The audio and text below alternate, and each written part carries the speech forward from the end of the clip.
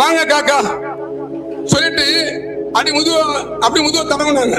பேசுங்க சொல்லிட்டு உள்ள போயிட்டாங்க. பயன் பேசுங்க பாப்பா ஒரு 40 நிமிஷம் பேசுறாங்க.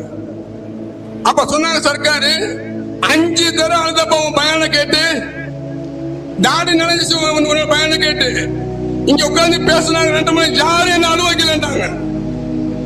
அந்த வார்த்தையை எங்க சர்க்கார் சொன்னாங்க. மஜிலிஸ் சொன்னாங்க. அந்த வார்த்தை யாரும் என்ன அனுபவிக்கல. 5 தடவை நான் அழுத உன் பயானை கேட்டு.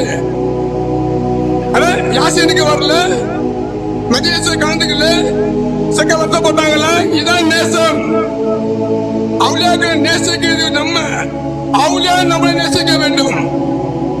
அப்படி நம்ம நடக்க வேண்டும். சக்கார உருஸ் மஜ்லிஸ்னா அவங்கள தவிர எதையும் பேசக்கூடாது. அதான் உருஸ் மஜ்லிஸ். அதான் அவங்க சந்தோஷப்படுறாங்க. அவங்க என்ன ஆசைப்பட்டாங்களோ, என்ன அவங்களோட கல்புல இருந்துச்சோ அதை நம்ம இங்க பேசணும். அந்த ஜாத்து ஏதோ சந்தோஷப்படும் மாதிரி தான் இங்க பேசணும்.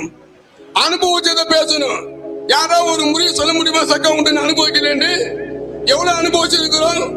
ஹயாத்திலையும் ஹயாத்துக்கு பிறகும் இந்த நிமிஷம் வரைக்கும் அனுபவிச்சுட்டு இருக்கிறோமே, அதை பத்தி பேச வேணாமா?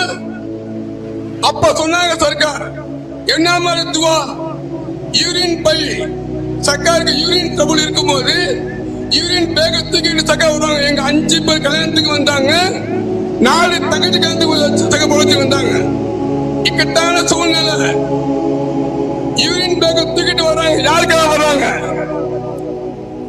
சுபுரிசா ஒரு ஆளுக்காக வந்தாங்க. அந்த ஊருக்கு வந்தாங்க.